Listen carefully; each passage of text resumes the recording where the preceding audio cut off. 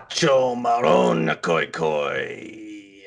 Hello and welcome, respected guests, bloods of my blood, to the Blood of the Podcast. I'm your host, Kyle, better known as KW Dent.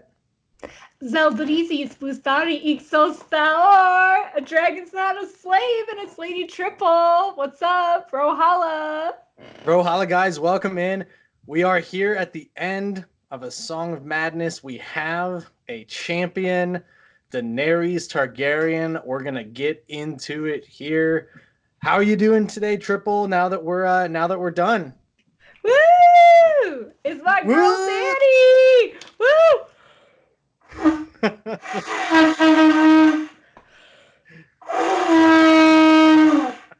Woo!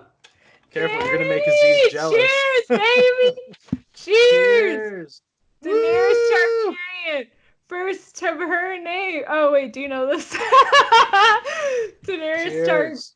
Daenerys of the House Yeah, Targaryen. yeah. First of her name, the Queen. unburnt Khaleesi of the Great. Oh shit! I should Google this. Mother of Dragons, Khaleesi of the Great Grassy, Queen of the Andals, the Rhoynar, and the First Men, Protector of the Seven Kingdoms, and Queen of the Realm. Whatever it is, you know the words. Winner of a Song of Madness 2020. Winner of a Song of Madness 2020. Congratulations to Daenerys Targaryen. We are going to get into her matchup with Brienne in the final here in just a little bit here. But for this episode, we're going to we're going to step back, take a look back at the tournament as a whole. We're going to discuss the new format this year. Of course, we're going to go over the finale. We're going to read some tweets from some of our favorite tweet regions throughout the tournament and probably just get all emotional about the fandom as a whole. So without further ado here, before we do get into the finale, did want to talk about our new format we had this year. So this was the first year that Matt and Scad did this. You know, Scad, I know, put a ton of effort into coming up with this new format, which I really enjoyed. We had 4 different brackets: big shots, support staff, warriors, players. So we grouped those players into those different brackets and faced them off to get a victor from each bracket. And honestly, I really enjoyed it. How about yourself? I loved it. I thought it Yeah. was such a great shakeup because I don't want to say it was stale before, but it was. I'm not saying it's stale because I can't. I will never. I never want to talk crap on Matt and Scad and the work that they do because this.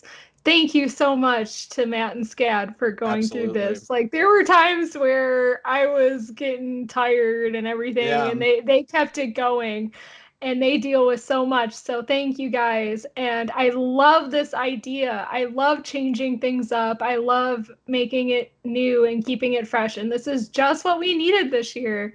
Yeah. It was, I think people might have, they could sense, or maybe they themselves felt that, things were getting a little tired with the same matchups over and over. You kind of inevitably end up with the same characters against each other. And this was a really great way to keep it fresh and keep, some very interesting matchups happen through this. Some players got really far that you never would have expected. And I love the 4 categories. I don't even know if I could have thought of something like this. Yeah. Same. Yeah, same for sure. Because a lot of these people fit in so well. And I completely agree. You know, if we are talking super meta about the fandom, Game of Thrones, A Song of Ice and Fire as a whole, it's a very interesting fandom for a number of reasons, right? This branched off from a very successful book series, of course, A Song of Ice and Fire, into a television show that became a cultural phenomenon. That show then unfortunately surpassed the literary materials. We won't get into a big discussion about that, but it did and it finished. There's nothing else in culture like this where you have a book series currently with George R. R. Martin series that is considered the pivotal fantasy series of its time that isn't finished yet, but had its cultural phenomenon in another media conclude. There's nothing else quite like that. And what that does to our fandom is it's changed things. We have a certain ending. We've been waiting for the next book for nearly 10 years now. And yeah, that has created this certain sense of staleness where there hasn't been new content within the literary side for a very long time. My whole point of saying this is that I think it was such a good decision by Matt and Scad to say, you know what, we're going to do something new. We're going to talk about new characters at new points of the tournaments against new people. I thought it was a ton of fun. I really enjoyed it. I have nothing negative to say about it, quite honestly. And it resulted in, look, maybe you weren't happy Danny won. I was happy Danny won. So I'm super happy with it. I don't really have anything else to add on the bracket. How about yourself? Yeah, unless you wanted an Aria three-peat. It was Yeah. interesting to me though, just in a meta term, how seeing the years progress. And again, I Mm, was new last year to like the sure. conversation and everything. I've seen all of the brackets though. And this year was not, thinking about how the show kind of ended in a good place for the Starks. I Mm, was really surprised with the Tark yeah. momentum this year. Yeah. It was Yeah. it was palpable, and I was really I'm excited about it, but I was a little bit surprised. And maybe it's because, the Targs have a little bit more to, I don't know, maybe the show was a little salt, left a little salt in the mouth, and Yeah. there's a little bit more to fight for versus a happy ending. But I did Yeah. think that that was interesting. And I do like how, over the years, if you think about it, between what I guess that was season 7 and 8, right? Or Mm, well, there was a lull, but still, like after season 7, Arya, well, during season 7, Arya won. After season 7, Arya won, and then after season 8, Danny won, even mm, though her arc didn't really end in a great way. It's all very interesting to me, the behavioral dynamics behind that. yeah, I And think a part of it is kind of sympathy pains, if you will, like you were saying, where I think the Starks, in many ways, at the end of Game of Thrones, the television show, got like closure. Like a lot of fans got closure from Arya and Jon and Sansa having what I would consider all three very happy endings for those characters. Whereas Dany, I think, not even just because she dies at the end, but the way it was presented narratively wasn't satisfying to me. And we've talked about that at length as well. But I think I think what's cool is that that's reflective in the fandom that people are showing. Not even that they're just upset with the ending, because obviously people were, but that they look at Daenerys, understand and feel that there's a different narrative purpose that's going to feel deeper in the literature, and I think that's why she had the support she did this year. So I think that's really cool, and it makes me excited. It makes me kind of excited for what else we're going to get, even if the ending of the novels, when and if we get those, are similar. That we're going to have so much more context to whatever it is that happens. So yeah, I'm very happy about yeah, it personally. I really hope that Matt and Scad keep doing this, guys. I hope you haven't been too discouraged, but I'd love to see just how this changes in the future. Yeah, Um, the release of wins could impact this kind of competition. How, just House of the Dragon, everything else yeah, coming in the pipeline can definitely impact this. And I love the changes. It's a great thing that Twitter has. I love Twitteros, and I just can't. I'm very happy with this year. This year was my favorite by yeah. far. Me too. And we'll get into it in just a second. The last thing I really have to add to that while we're kind of talking about it, the future, right, is that part of the reason I really enjoy still sticking around in the fandom, and I'm more new than a lot of people are. I get it. Some people have been doing this for a long time, and can become draining, certainly. But there's more coming. I do truly believe we're going to get wins within the next year or two. And then past that, like I've said on previous episodes, House of the Dragon, and there's a bunch more shows they're working on. So, yes, we are in this lull period where Game of Thrones has ended and we haven't had a book in a long time, but that doesn't mean the content's not going to come out and this fandom's going to continue to grow at those points. So, I still love living in it. Yeah. I've worked in television before. This is a franchise, and what that means to HBO is money. Hmm. HBO needs money because they're up against Netflix and Disney Plus. Right. So HBO needs money. HBO loves money. This is a universe that they have, and they will continue to build it. It's not going away. Guarantee. Yeah. It is going nowhere. Yep. It makes me think of, not to tangent too much here, but like it makes me think of like the MCU a little bit, where Yeah, of that course. shit's not going away because they again, it's Disney, but they understand that they have a brand that's been built that people recognize, and you're going to continue telling stories within that because there's interest in that universe, and it's a lot less risky from a business perspective because it has a brand that's recognizable and is going to sell. And It look, means money. it It's means there's low money. risk. There's The low risk. You make yeah, anything and slap Game of Thrones on it, it's gonna sell. So, yeah, and this is what an HBO has this, you know, this is pretty much yeah. Go their into a apex. go into a bookstore. Go into any bookstore. Go to the fantasy section.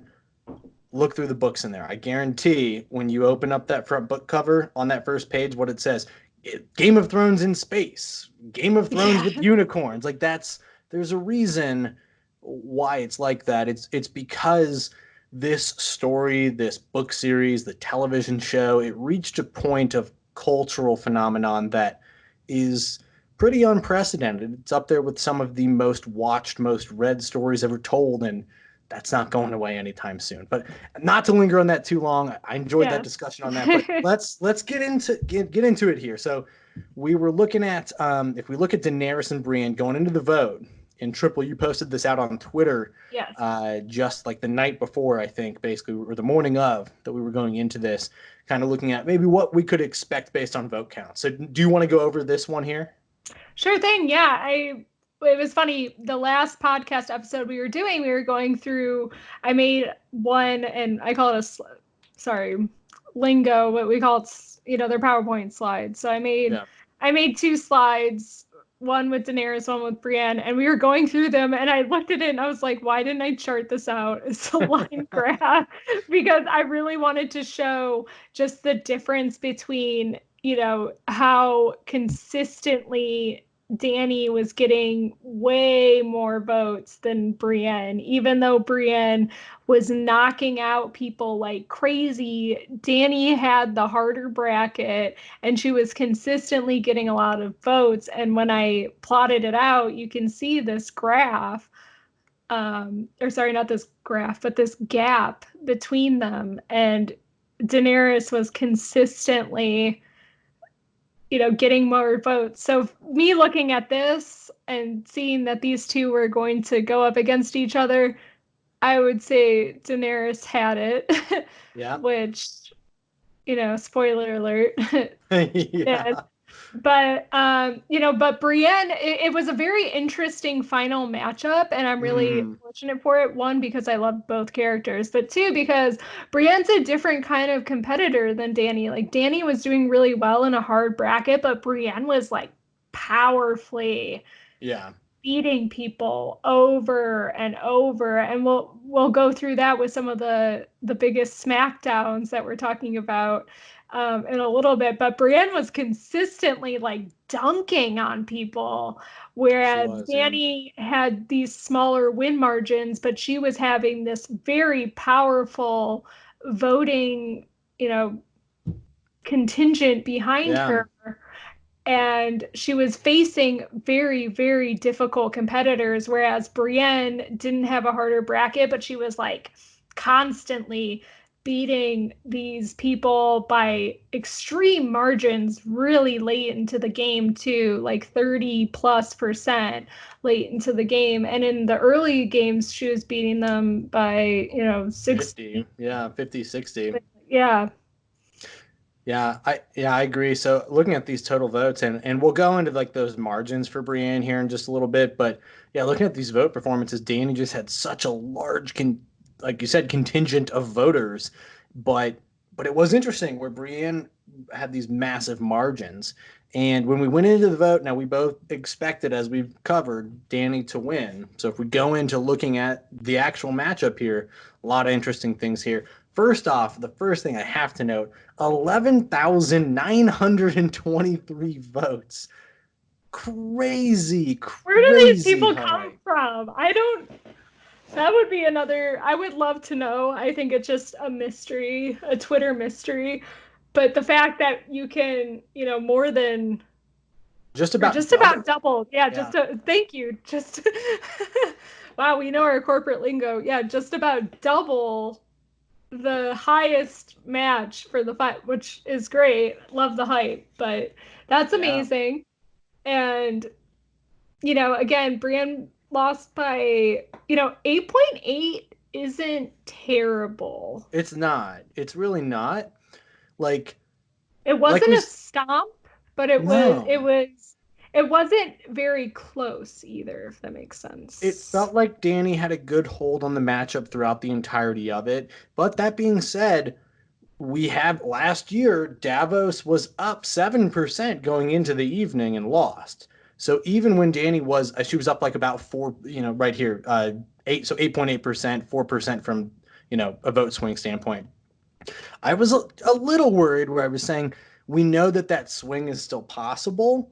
Luckily, it didn't happen. But honestly, with the vote counts Daenerys had coming in, I wouldn't have been shocked if it was higher. So Brienne held her own in this matchup. I mean, she got 45.6% of the vote. So it was, I would say it was closer than I expected personally. And she got 5,400 votes. Yes. No, I was glad about that. I mean, I personally Yeah, voted for Danny I did just too. because I've got my loyalties, but you know what?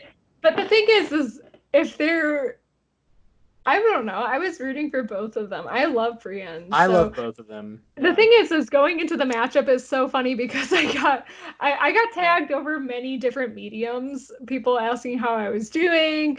Uh, when Dom was saying that he would dress up as Brienne for the con, um, my boyfriend Brian supported him, and someone on Facebook added me and was like, "How do you feel about this?" And I was like, "It's okay. There's no strife in my household Yeah.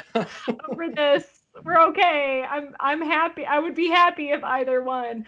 What is interesting to me though is that out of Danny's matchups, because if we're looking at the vote percentage, and I have the slide from last week up on my computer, but I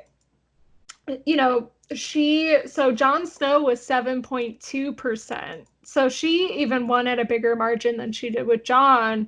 Yeah. Uh, it's funny, Jamie Lannister was her toughest match at Yeah. Yeah. 3.8%. Arya was at 5.2, then Jon, then Brienne, as far as, from hardest to Right.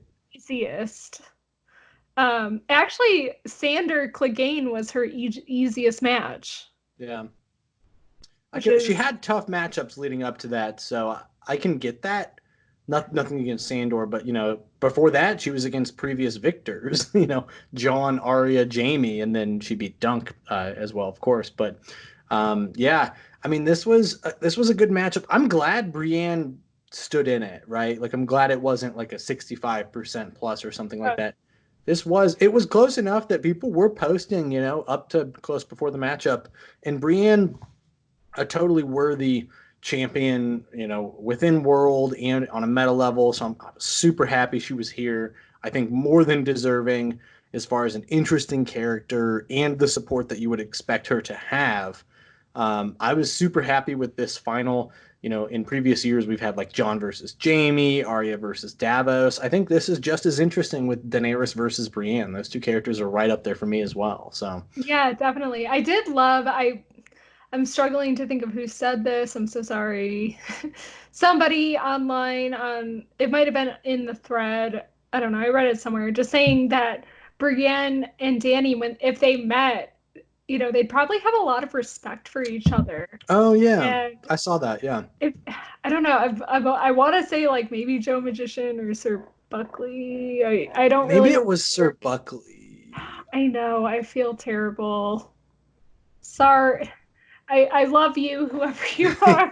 I the It was an sentiment. interesting. It was an interesting point, though. Yeah, Yeah. I wasn't even thinking about bringing it up, but I'm just bringing it up. The fact that if they had met, they probably would have had a lot of respect for each other, and you know, kind of Brienne being the embodiment of, like, physically the embodiment of the power that kind of Daenerys has, gained herself through her, birthing dragons and traveling and being in a.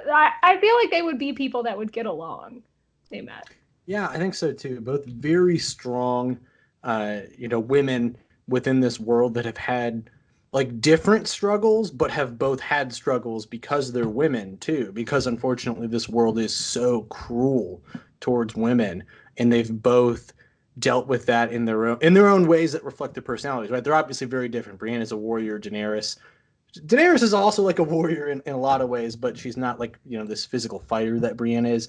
I do think that they would get along if they met and have a lot of that mutual respect for each other, which made this matchup so cool that you had two people that are very different in certain ways and very similar in other ways. And that's kind of a credit to George's writing that you have these characters who, if you were to look at them and had never met them before, you would think, these two people are so dissimilar. And then when you learn more about them, you realize they're a lot more similar than you would have initially thought. So, Exactly. I'm really happy with the fact that those two are the matchups. I'm happy Daenerys. yeah. I'm really happy. Me We too. talked about this at the beginning. I did not think, I was afraid Daenerys would not be Jon Snow. Yeah. I was really afraid she was going to be out that round, which is why I dropped my song that round. And I, coming up against Arya, I was afraid. I thought she would beat Jamie more than she More did. than she But did. Yeah. either way, let's get to the tweet region of the matchup. Yep. I kind of wanted to get into this one because it was a side conversation, but it Mm-hmm. is from at Lipbringers, aka my Bring my us. my little squad of Filk people. We had been doing parody slash Filk songs all madness, and please follow us at Outletbringers if you don't already, It's because a we great will follow. keep. Yeah. Yeah, we're gonna keep going. We got a little burnt out with the Song of Madness because it's a lot of work, but we want to keep going and keep doing folk music because we just do it on our own time. We like doing it. Either way, we had this little conversation. This where this tweet came from about what we learned this year, and we were talking about one of the John and Daenerys matches just independently in our own little group chat, and Brian actually said, because we were talking about how Michael posted a John song the day that me and Mandy posted our Daenerys songs, and he got a lot of hate online from Yeah. some people, and it was really dissociating for Mandy and I, because the people were really nice to us, but they were being really mean to Michael, and we're like, Mm-hmm. what's going on? I love Daenerys. I don't know why Twitter can be like this and Yeah. kind of giving us a bad rep, like, be nice to people. And then Brian just says, when Targ stands create social media accounts, the gods flip a coin. It was just, it's so Yeah. true. It And unfortunately is. Yeah. uh, it put it into perspective for me. So Yeah, I thought that was so funny when I came into the here to the doc that you built out and read that. I cackled to myself. So yeah, definitely a good one there, and also true and accurate. Um, so moving into our biggest smackdowns of the tournament here, I'll just read down our list here. We had Dunk versus Joffrey as the biggest one at 84%. Those are opposite characters, Dunk and Joffrey, no surprise there. Davos versus Jaehaerys at 81, Brienne versus Loras at 76%.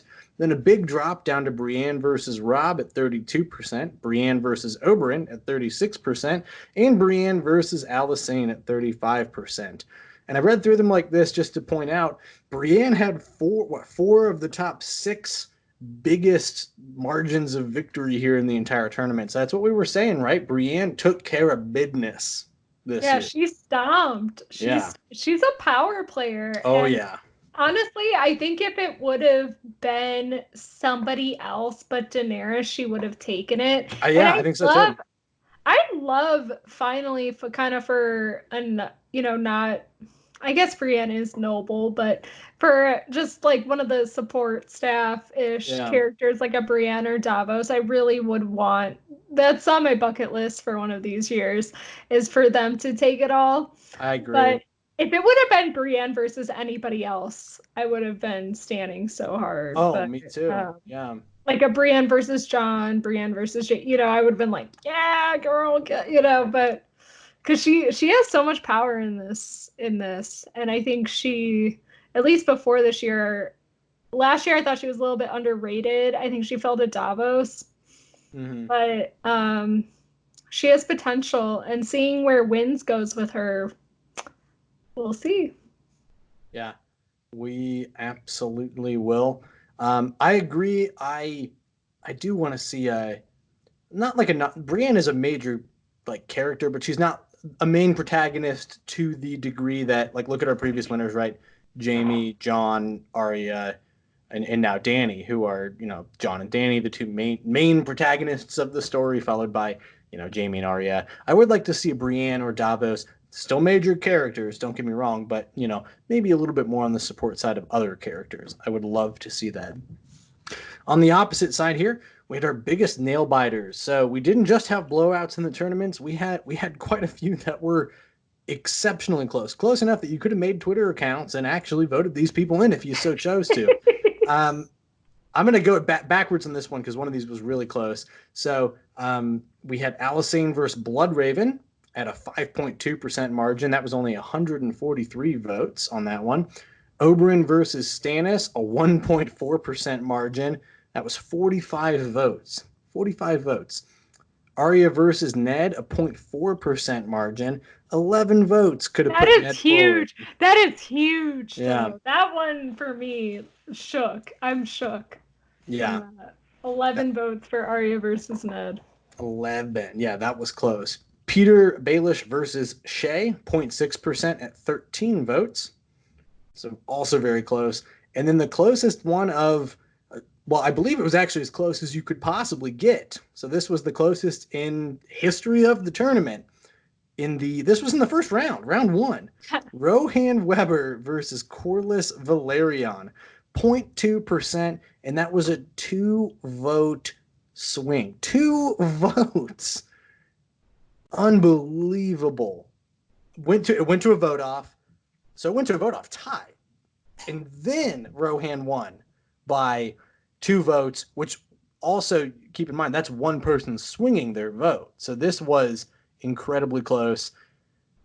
That was so stressful in round one. I couldn't believe we had one that close in round one.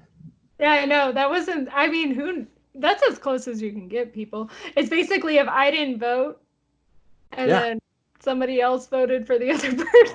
Yeah. That's what the 2 votes is. Really is kind of like one vote.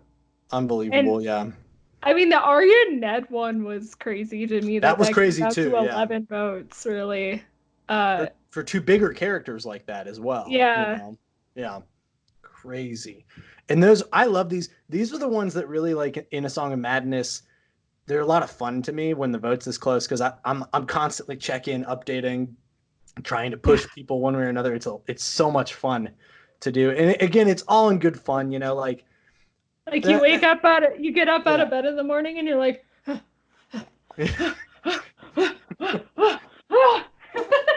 what's it at, yo? Oh yeah. Before I'm usually up, I'm like, okay, wait, where's the vote at? Okay. Like that's what I did this Do I have morning. time to make a Gmail account? Yeah, but those nail biters are a ton of fun. And a tribute again to Matt and Sked putting these matchups together because they were a ton of fun here. Anything else to add here in nail biters? Oh, I'm all good. Awesome. So for our last sort of section here, we've been reading these tweet regions all throughout the tournament, right? So we picked in line with our narrative here, our top 7 tweet regions. that we picked out from the tournament here. You know, this tournament is really all just about the people that we interact with on Twitter. And so we just wanted to read some of our favorite ones here. I'll actually lead off because I wanted to read this Benioff and Weiss one here. I'm going to go ahead and say probably my favorite account from the tournament. That I don't know if they just started for this year's tournament, but super funny. And I have a voice all worked out. We'll see how this goes for Benioff and Weiss here. But they tweeted, Yara was a respected captain, but as a woman, she was unable to inherit her family's unique bloodline limit. Our research showed that the Greyjoy's genetic ability to immediately spawn hundreds of ships, even on islands with no trees, is passed down only through men like Euron. So I like that one, and that's how I imagine them tweeting that. Yeah, they had so many amazing tweets. So many. It was really hard to pick one. Yeah. It was real. I mean, I just chose this one because it was there. And I thought it was the best one of the ones that we picked. But seeing them over the tournament, I mean, I don't think that they even, I think they tweeted every matchup. I'm not sure on that. But so many to choose from. Great account. I think my wig's showing. Either way, I'll start off with the next one, which was for the Oberyn versus Aemon fight. To get my voice on for this one. Dorne equals hot equals sweat. Water dripping down your eyebrow to form a rivulet down your cheek and keep running down your hot body. More sweat. More water. Vote Dorne. Vote hot. Vote Oberyn. Twice.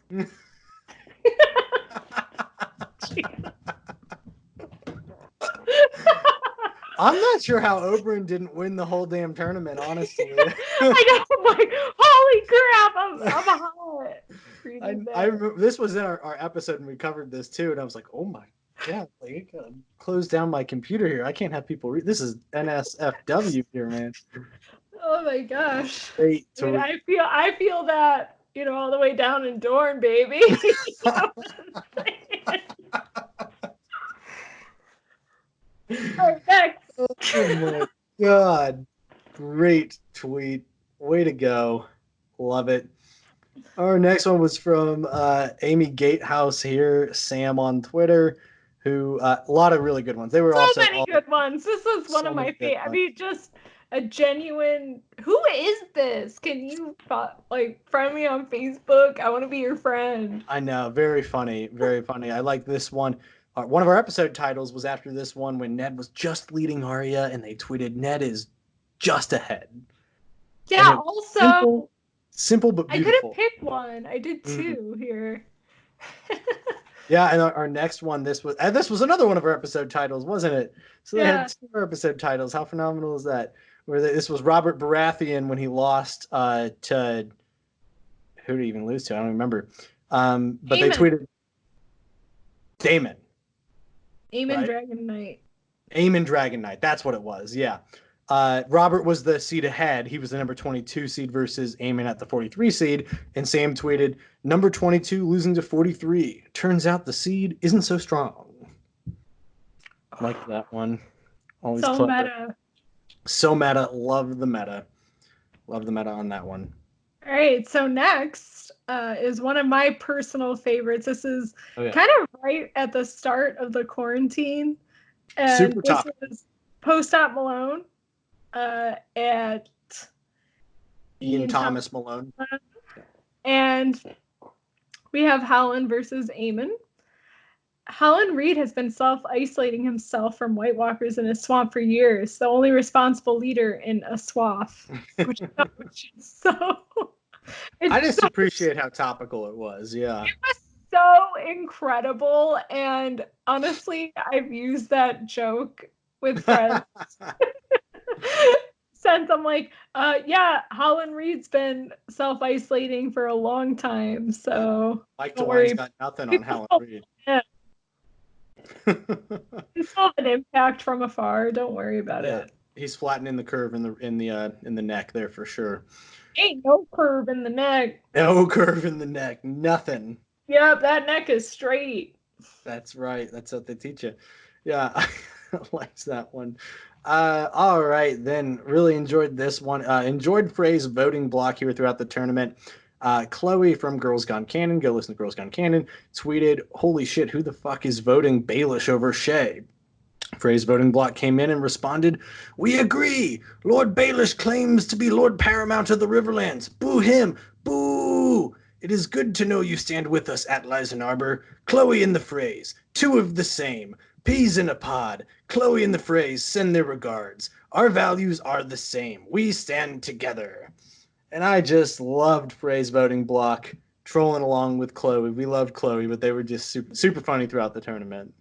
Yes, I have a feeling that it is actually a friend of Chloe.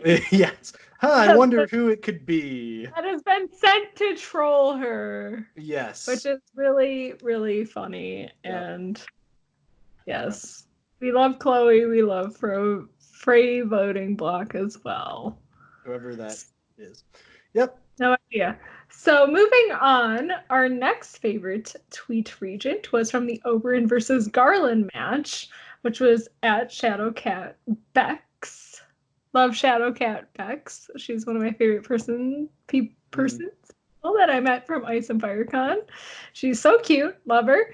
And anyway, she said, "Anyone who dies because of monologuing deserves what he gets." About Garland, which I just never got over. That was this one. such a great line. It's so true.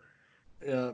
I loved this one. I actually ended up just a couple of days ago basically copying this joke about Oberyn, and I'm sorry, but it was too good. It's so true. I did the same thing with the Howland thing. Yeah. I had to. It was too good. Loved that one. And it's so true. Man, Oberyn literally dies monologuing. But anyway, moving into our last tweet region of our 7 here, our Sacred 7, Brotherhood Without Manners. Go listen to their podcast as well, at Manners Without, the good friend of the show here. They tweeted at us. This was the Cersei. This was not the first Cersei matchup. This was the Cersei Jon matchup, I believe. But either way, they tweeted, "I'm voting for Cersei because you can't stop me." And that is exactly how I felt. I just, yes, if we're going to actually get into a discussion of like who's more important to the greater narrative of the story, who's the better person morally, yes, Who of course. drinks more wine? That's a great question.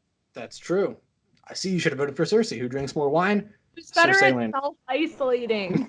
Also self-isolation queen. Yeah, I wrote that not in a tweet that was I saw about this, yeah. but I was just like, Cersei, she left the Red Keep twice, right? One to get Myrcella, to send her off, and the second time when she was arrested. Am I correct? She left the Red Keep twice. She's technically on the walls of King's Landing when Missandei is killed too. That I can think of. No, I'm talking about book canon. Oh, book canon. Yeah. Yeah, I can't think of. Oh, shoot. So through the entire book canon. Yeah, I don't know. I'd have to think. The Red Keep twice. Is that true? Well, when she's jailed. Yeah. Once not by choice. Once by choice. Yeah. Okay, once by choice. Yeah, I had never thought of that. That is crazy. I think you're right. Yeah. Yep. I like it. So those were our 7 tweet regions. We just wanted to pull, we didn't want to read too many, but we wanted to pull 7, a holy number, of course, and just read, really what makes this tournament are the people, right? If you weren't interacting with these people, it wouldn't be fun. It wouldn't be worth doing here. So moving into the closeout, just have some thanks to give here. First off, of course, thank you to Matt and Scad. Really can't be stated enough. I've posted on Twitter. Many people have posted on Twitter, but it can't be overstated how much they put of themselves into the tournament. It takes a ton of time that they put in every single day throughout this month and a half, basically. And look at all of this interaction it puts. New friends are made every year. Christina and I met, last year doing this. So yeah. I was going to say it's our 1-year anniversary. It is. Yeah, you're right. Friendiversary. Hey. It's our friendiversary this just about close to this time. Yeah. So I can't state enough how thankful we all should be that they have put this on and held this every year. Thank you, Matt and Sked, so much. It Yeah. means a lot to me, and I know to Christina, and big thank you to you guys.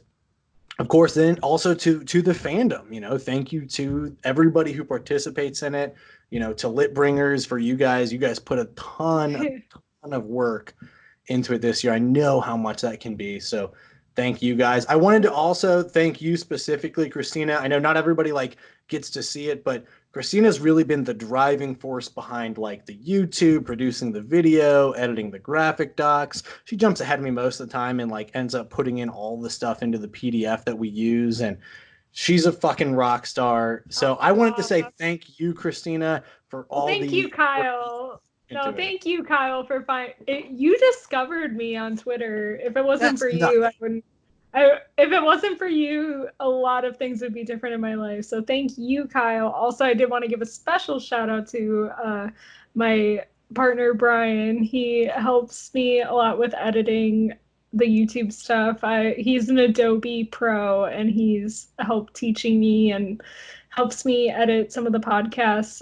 I do all the data viz myself. All of the images you see I do, which has been kind of my dream. So thank you, Kyle, for giving me the platform for this. It's all, I think it's just a lot of people who are just, enjoying what they love to do and helping each other where they can. So absolutely. Thank you. No, I'm happy to be here. It's been so much fun. We've done a couple different projects through podcasting now, and I always have so much fun doing it with you. So looking forward to more to come, certainly. Guys, I've had so much fun going through A Song of Madness this year. I think we ended up doing, I think this is our 8th or 9th episode covering A Song of Madness. So I've super enjoyed it. Any other really final thoughts here over A Song of Madness 2020, Christina?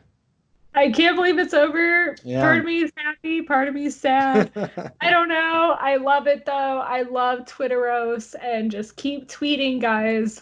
I'm here all the time, 24/7 for you. So is Kyle, and yeah, just keep the momentum and the fandom going, I think is the kind of takeaway from here, at least for me. Yeah, I totally agree. Keep tweeting, guys. We are going to take a small break on the podcast. We're going to return to our Feast Dance reread. We've got a couple episodes already recorded to release out, but we're going to take a little bit of a break before we come back. Again, we have produced 9 episodes now in a month and a half. So we're going to recharge our batteries a little bit. We've had a ton of fun doing it. Gosh, just thank you to everybody. We've had so much fun this year. And guys, that's all I have for you. Thank you so much for coming along with us. And until next time, signing off. Have a good one, guys. Madness. Vote Daenerys. Vote Daenerys. Vote Daenerys. Yeah, I ain't trying to rule like you. Maggie wasn't wrong, prophecies coming true. I'm hot. Made dragons out of stone. Watch the bricks about to give you dome. And just like that, the younger queen's gonna drop. Better pick up the extra shroud at the shop, cause the Targaryen's back up on the top. Clean up the sword, blood and fire non-stop. That's what got me acting naughty. Northern king coming here to pilot. He don't want that throne, he a snow, but no need till he touch his toes. He don't want his home to smoke. I travel north, so he owes an oath. Light up the others with the fire I stove. Now come through for the dragon, you whoa. I'm a bitch, I'm a queen. I'm a bitch, I'm a queen, and you bow down to me. I'm a bitch, I'm a queen. I'm a bitch and a queen, and you bow down to me. I'm a bitch, I'm a queen. I'm a bitch, I'm a queen, and you bow down to me. I'm a bitch, I'm a queen. I'm a bitch and a queen, and you bow down to me. North on my ass, what you all been bees for? Cause I'm the stallion that mounts the world. Don't need your banners, don't need your men, son. All of my mammals been all my best ones. I wear the crown and I wear the pants. Your knee is advanced for my dragons to dance. You can't make a stance cause I'm your plan. So Starks, don't be mad cause you had no chance. Stark said I took it and I fought for it. I burn it and I stand on it. Ashes on the floor when we dance on it. Flames dry fit, I put a tan on it. Like I took it and I fought for it. I burn it and I stand on it. Ashes on the floor when we dance on it. Flames dry fit, I put a tan on it. Like bitch, I'm a queen. I'm a bitch, I'm a queen, and you bow down to me. I'm a bitch, I'm a queen. I'm a bitch and a queen, and you bow down to me. I'm a bitch, I'm a queen. I'm a bitch, I'm a queen, and you bow down to me. I'm a bitch, I'm a queen. I'm a bitch and a queen, and you bow down to me.